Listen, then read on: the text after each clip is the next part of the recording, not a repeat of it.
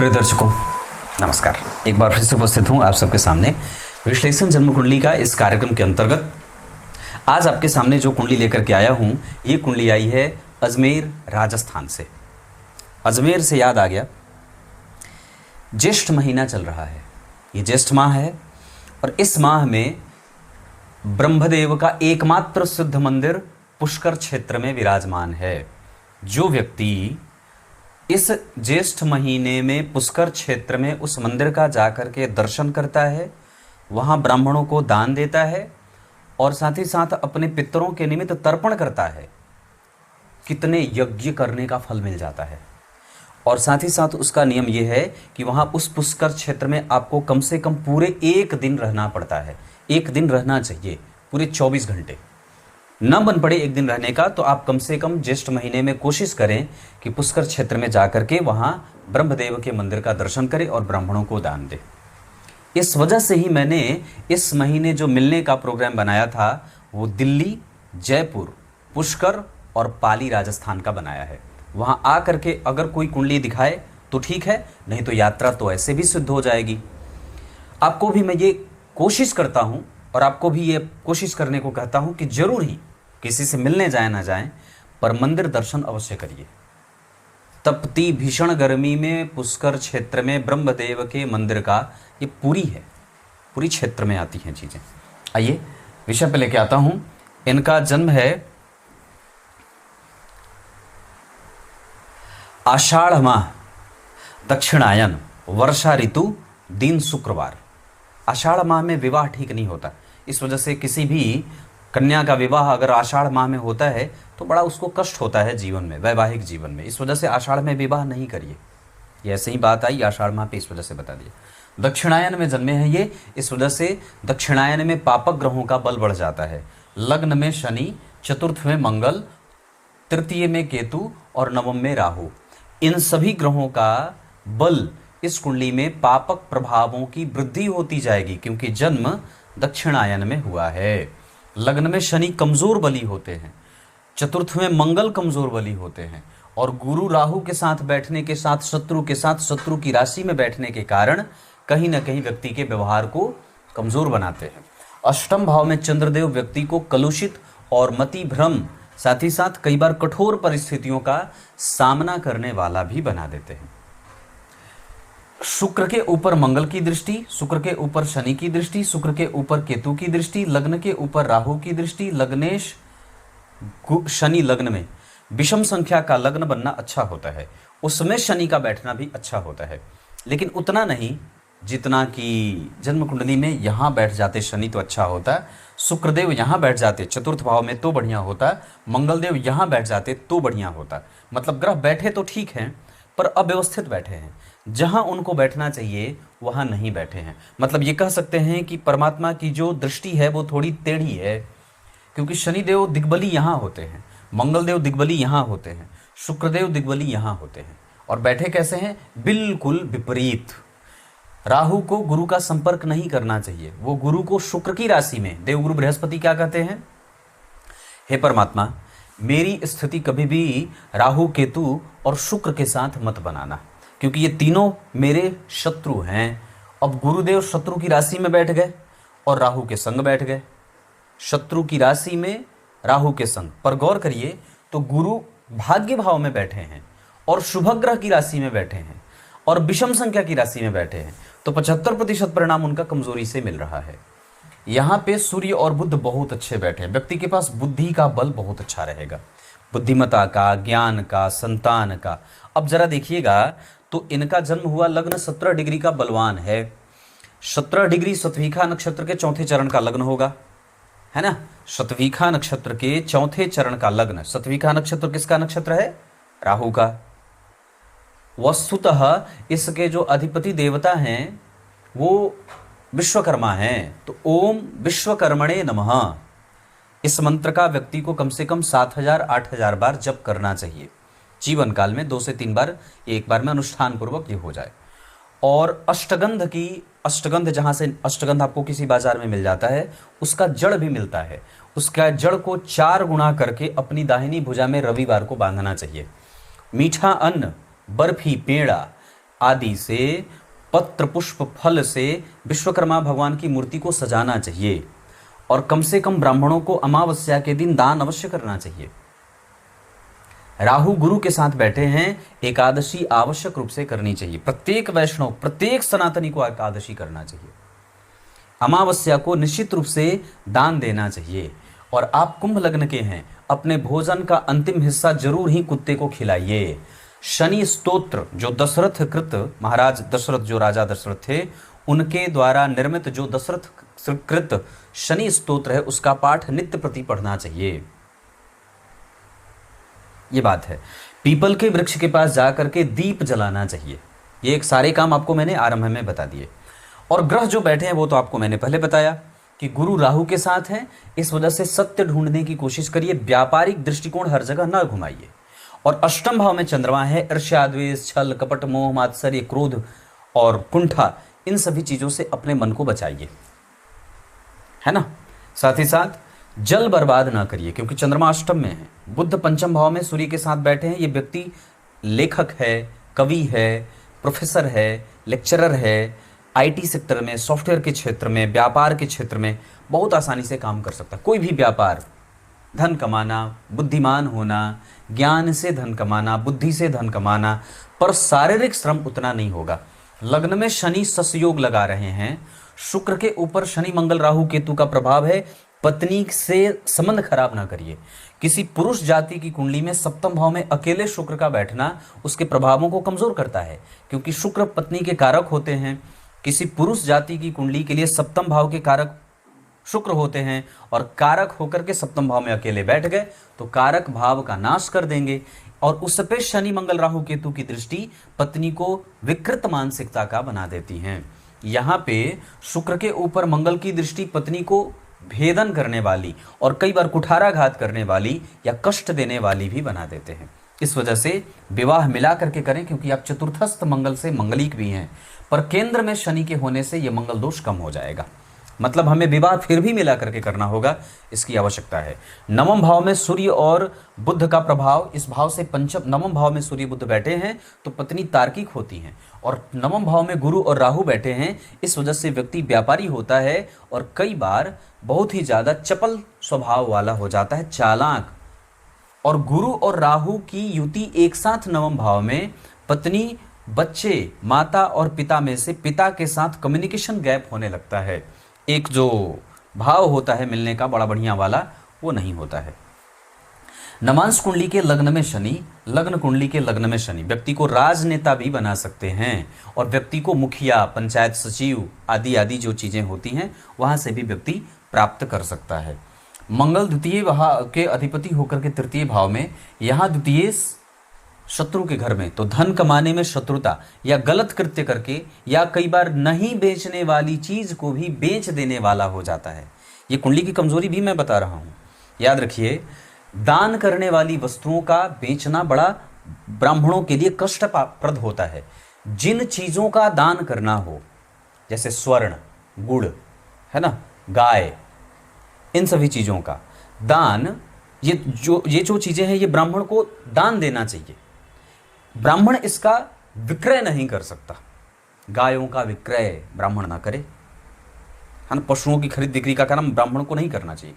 गुण बेचना, शराब बेचना, फल के रस को बेचना ब्राह्मणों के लिए ठीक नहीं होता, ये नहीं करना चाहिए। उसी तरीके से यहाँ पे धन भाव के अधिपति राहु के साथ बैठे हैं, गुरु व्यापार भाव में तुला राशि में बैठे हैं, व्यापार की राशि में बैठे हैं। इस वजह से व्यापार तो करना है पर अपने वर्ण के आधार पे करना है। कोई भी व्यापार आप नहीं कर सकते, नहीं तो यहाँ धन कमाने भाव के, धन भाव के अधिपति देखिए यहाँ शत्रु के साथ, शत्रु की राशि में बैठे हैं और उस पे शनि की दृष्टि है। तो धन भाव के अधिपति पे शनि की दृष्टि, धन व्यक्ति कई बार बहुत ही बचाने के जुगत में लग जाता है, बहुत ही धन और कई बार मोल भाव करने वाला भी हो जाता है। तो ये सब जो हमें अपने ऊपर काम करने की बात है, ये निश्चित रूप से करना होगा, नहीं तो धन कमाने में मेहनत करनी होगी। वैसे शनि के वर्गोत्तम हो जाने के कारण और यहाँ धनेश के लग्नेश हो जाने के कारण कई बार अच्छी चीजें भी दिख रही हैं। सूर्य राहु के साथ और बुध केतु के साथ, सप्तमेश पे राहु केतु सूर्य का प्रभाव पड़ गया, इस वजह से निर्विवादी बनाइए स्वयं को भी और पत्नी को भी। पंचम भाव में शुक्र का बैठना समसंख्या की राशि में ये अच्छा होगा और नवम भाव के अधिपति मंगल का नवम भाव को देखना कम्युनिकेशन को ठीक करता है, पर बाद में, आरंभ में विवाह में दिक्कत होती है, बाद में चल करके उसमें ठीक ठाक स्थितियां देखने को मिलती है। नवांश कुंडली के चतुर्थ भाव के अधिपति चतुर्थ को और सप्तम भाव के अधिपति पे या सप्तम भाव पे गुरु की दृष्टि जा रही है। इस वजह से विवाह टूटने का तो खतरा नहीं है, पर उसमें असमंजस की स्थिति प्रायः बनी हुई है, क्योंकि मीन लग्न का नवांश बना है। धन के इर्द गिर्द पत्नी का घूमना, धन के लिए चिंतित होना, या कई बार दुखी मानसिकता का विवाह या दुखी मानसिकता का दाम्पत्य आ जाता है, जिसको कि स्वीकार करना पड़ता है। वही बात अब आपको मैं दशमांशा पे लेके आता हूं। कर्क का दशमांश बना है, जहां के अधिपति चंद्रमा लग्न को देख रहे हैं, गुरु के साथ बैठे हैं। थोड़ा संघर्ष होगा पर ठीक है। यहां गुरु और चंद्रमा की दशा में व्यक्ति के कारोबार में वृद्धि होगी। लग्न नक्षत्र पे मैं बात कर रहा था, शतभिखा नक्षत्र, यहां इसको यहीं रोक देता हूं और थोड़ा आगे और बढ़ता हूं, पीछे आता हूं जहां नक्षत्र पे चर्चा हो रही थी। शतभिखा नक्षत्र के चौथे चरण में व्यक्ति का जन्म होता है। नक्षत्र के अधिपति कौन है? राहु। और शतभिखा नक्षत्र के चौथे चरण के अधिपति देवगुरु ब्रह्मा क्या बोलते हैं कि देवगुरु बृहस्पति हैं। तो राहु नक्षत्र के अधिपति और चतुर्थ चरण, तो चतुर्थ चरण के अधिपति हो गए देवगुरु बृहस्पति, और ये दोनों एक साथ बैठ गए। अब इस कारण से, और चूंकि शत्रु के साथ शत्रु की राशि में बैठे हैं, इस वजह से देवगुरु बृहस्पति की दशा इस कुंडली में द्वितीयेश भी होते हैं तो मारकेश भी हैं। इस कुंडली के लिए प्रधान मारक के रूप में देवगुरु बृहस्पति ही बनेंगे, और नक्षत्र के चरण के अधिपति होने के कारण गुरु की दशा में व्यक्ति को धन, मन, स्वास्थ्य समस्या आदि आदि चीजें रहती हैं। वो उतनी बढ़िया नहीं जाएगी जितनी हम अपेक्षा कई बार देवगुरु बृहस्पति से करते हैं कि वो अपनी दशा में हमें देंगे। लाभेश हैं, राहु के साथ बैठे हैं तो व्यक्ति को लालची भी बना देंगे, और बड़े भाई बहनों के साथ मतभेद भी कई बार होने लगता है। कई बार जन्म के बाद बड़ा भाई अगर है तो वो भी अलग से परेशान रहता है। ऐसा दूसरी बात कि चतुर्थ चरण के अधिपति देवगुरु बृहस्पति और नक्षत्र के अधिपति राहु, इन दोनों का एक साथ बैठना कई बार भाग्य की चिंताएं भी दिखाएगा।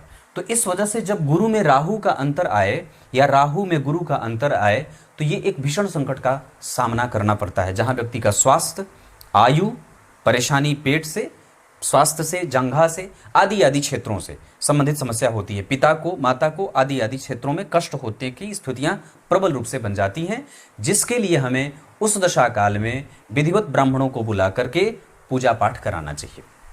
ये एक अलग बात है। अभी गुरु में राहु आएंगे 2032 में।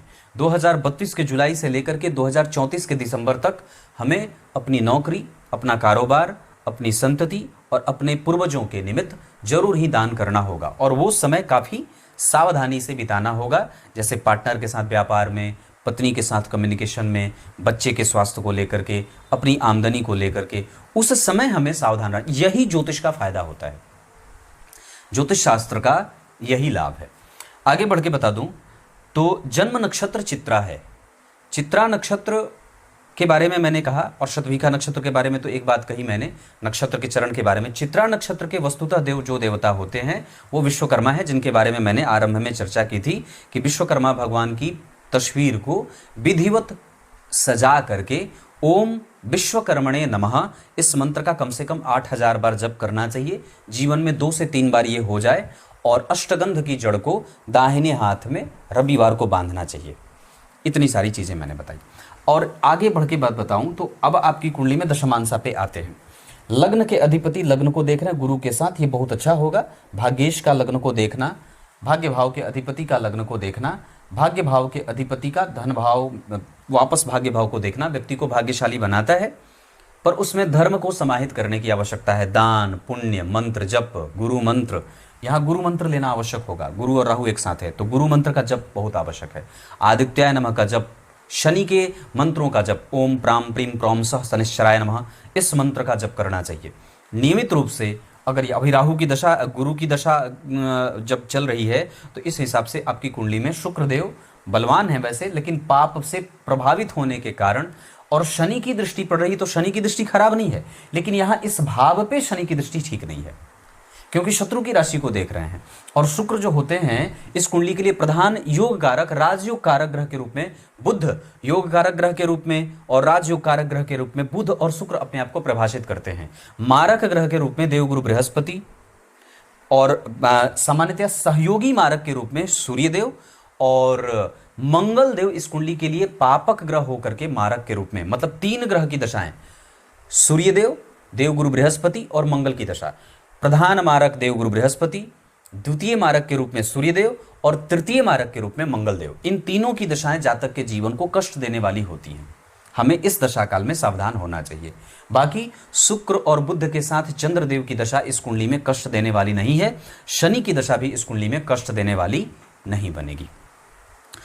शुभ अंक इस कुंडली के लिए 2 रहेगा। शुभ रंग रहेगा नीला और सफेद।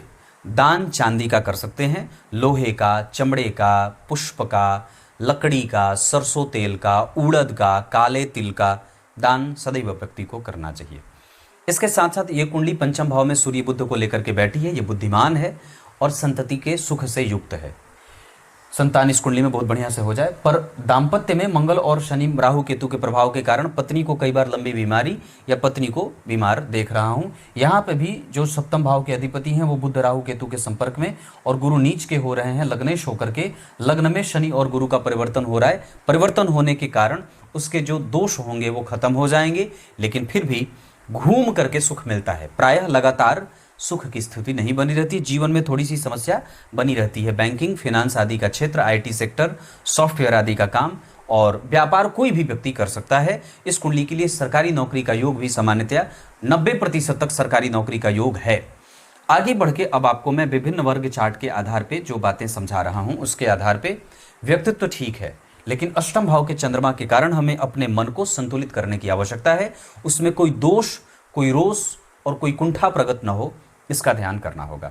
धन इस कुंडली में सदैव बढ़िया है। धन भाव के अधिपति का भाग्य भाव में राहु लाभेश होकर के कई जगह से धन देने का काम करते हैं और व्यक्ति को थोड़े बहुत भ्रम में भी रखने का काम करते हैं। वो परिस्थितियों को लेकर के, चीजों को लेकर के बहुत ही स्पष्ट कई बार नहीं होता है। पराक्रमी आप हैं, इसमें कोई संशय नहीं है।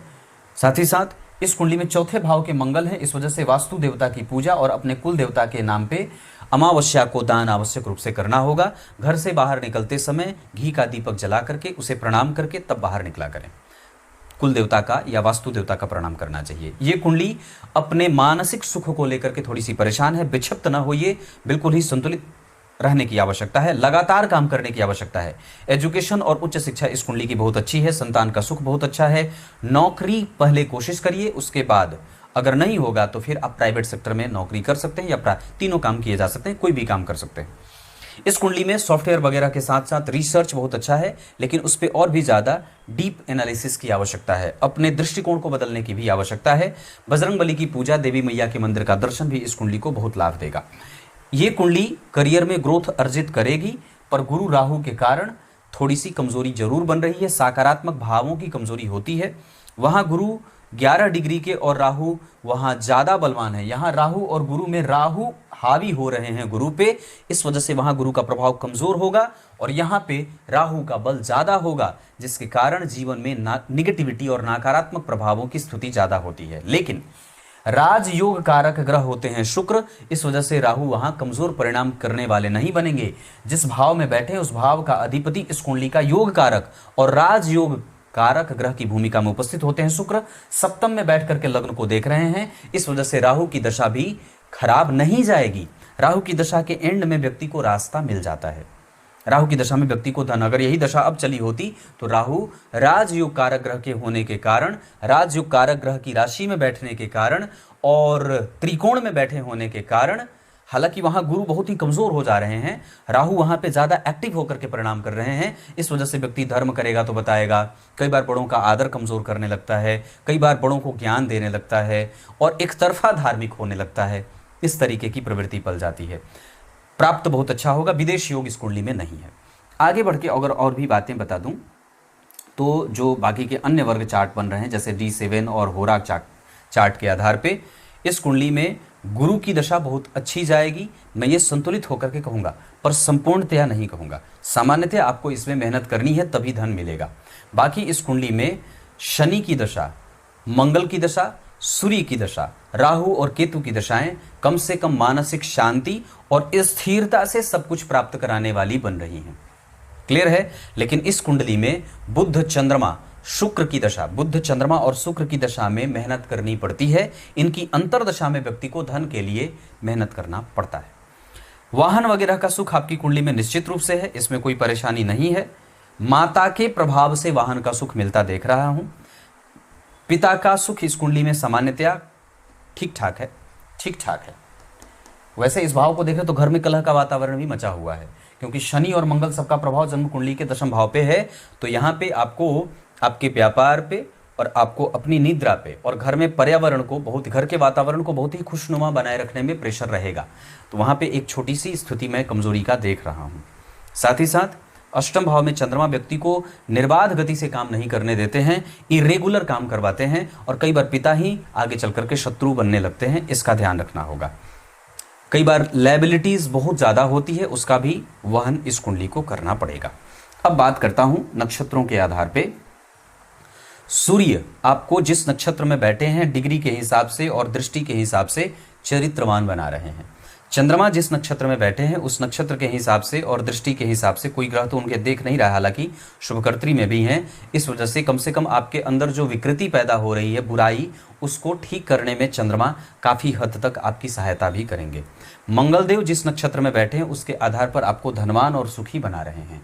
बुधदेव जिस नक्षत्र में और जिस ग्रह से दृष्ट हैं उसके आधार पर आपको धार्मिक बना रहे हैं और खोजी प्रवृत्ति का वाचाल भी बना रहे हैं। गुरुदेव जिस नक्षत्र में बैठे हैं राहु के साथ, राहु और गुरु का परिवर्तन नक्षत्र का हो रहा है, इस वजह से वहां पे थोड़े से संतुलन में वो जाएंगे, लेकिन फिर भी कष्ट उनकी दशा में होता रहेगा। स्वास्थ्य से संबंधित समस्या, जंघा से संबंधित समस्या, भुजाओं में संबंधित समस्या और कई बार व्यापार में उतार चढ़ाव व्यक्ति को देखना पड़ता है। शुक्रदेव जिस नक्षत्र में बैठे हैं उसके आधार पर पत्नी को समझने में आपको दिक्कत होगी, आप समझ नहीं पाएंगे कि वो किस विचारधारा की हैं। शनिदेव जिस नक्षत्र में बैठे हैं उसके आधार पर आपका काम थोड़ा रुकेगा, विलंब से बनेगा और आपके परछाई को थोड़ा काला बना रहे हैं। मतलब व्यक्तित्व जो है वो थोड़ा संवेदनशील नहीं है, संवेदनहीन है, ये भी दिख रही है। निर्दयी, कठोर, जिद्दी या हठी या कई बार भक्ष्याभक्ष का सिद्धांत व्यक्ति नहीं जानता, निर्दयी और कई बार कुठाराघात करने वाला भी हो जाता है, कठोर हो जाता है। ये शनि की दशा में ज़्यादा चीज़ें बढ़ सकती हैं। या एकाकीपन में रहना, बहुत ज़्यादा किसी से बातचीत न करना, बहुत ज़्यादा प्रैक्टिकल हो जाना, धन को लेकर के इर्द गिर्द में रहना, धन को लेकर के समस्या में रहना, क्योंकि धन भाव को पापकर्त्री भी लगा है, इस वजह से धन से संबंधित समस्या, पैतृक संपत्ति की सुरक्षा, पैतृक संपत्ति को लेकर के सावधान व्यक्ति को रहना पड़ता है। ये इतनी बातें मैंने बताई। शनि के बाद राहु के बारे में मैंने चर्चा की। राहु यहाँ पे डील करेंगे गुरु को। राहु की दशा में व्यक्ति का धर्म पक्ष थोड़ा कठोर हो जाता है और ब्राह्मणों की आज्ञा का पालन व्यक्ति कई बार नहीं करता है, पितरों का तर्पण कई बार व्यक्ति नहीं करता है, धर्म करने में उसको दिक्कत भी होती है। अगर ये है तो इसको ठीक करना होगा, और अगर ये नहीं है तो शायद ये समय बीत चुका है राहु की दशा के कारण। तब तक के लिए दिन इस कुंडली के लिए बता दूं, शुक्रवार का बहुत अच्छा है, शनिवार का बहुत अच्छा है, नक्षत्र शतभिखा, उत्तराषाढ़ा, उत्तरा भाद्रपद, उत्तरा फाल्गुनी, रोहिणी, मूल, पुनर्वसु और स्वाति कोई भी काम करने के लिए अच्छा रहेगा। धन कमाने के लिए आप जा सकते हैं पूर्व दिशा में, विवाह करने के लिए पश्चिम दिशा में, और साथ ही साथ मित्रता करनी हो तो मिथुन और तुला वालों से मित्रता करनी चाहिए। शत्रुता कभी न करें मेष, सिंह और धनु वालों से। इस कुंडली के आधार पे पश्चिम दिशा के ग्रह में प्रवेश निश्चित रूप से बहुत अच्छा रहेगा। शुक्रदेव केंद्र में बैठ करके लग्न को देख रहे हैं, इस वजह से पत्नी सुंदर मिलती है, इसमें कोई संशय नहीं है, पर उनके विचारों को समझना कई बार आपके लिए टेढ़ी खीर हो जाता है। तब तक के लिए कोई भी शुभ कार्य करना हो तो शुक्र और शनि के साथ बुध की दशा का इस्तेमाल कर सकते हैं। भवन भूमि से संबंधित कोई निर्णय लेना हो, संतान से संबंधित कोई निर्णय लेना हो तो शुक्र, बुध और चंद्रमा की दशा के साथ शनि की दशा का इस्तेमाल किया जा सकता है। उच्च शिक्षा से संबंधित कोई निर्णय लेना हो तो शुक्र संबंधित, शनि से संबंधित, बुध से संबंधित और चंद्रमा से संबंधित दशाओं का इस्तेमाल किया जा सकता है। सावधान रहना होगा आपको। गुरुवार का दिन खराब न बीते, इसका ध्यान रखना चाहिए। शुक्रवार का दिन खराब न बीते, इसका ध्यान रखना चाहिए। इस कुंडली के आधार पे चित्रा नक्षत्र में दान करने से और शतभिखा नक्षत्र में दान करने से बचना चाहिए। कोई भी शुभ कार्य करने से बचना चाहिए इस नक्षत्र में। तब तक के लिए बहुत बहुत नमस्कार।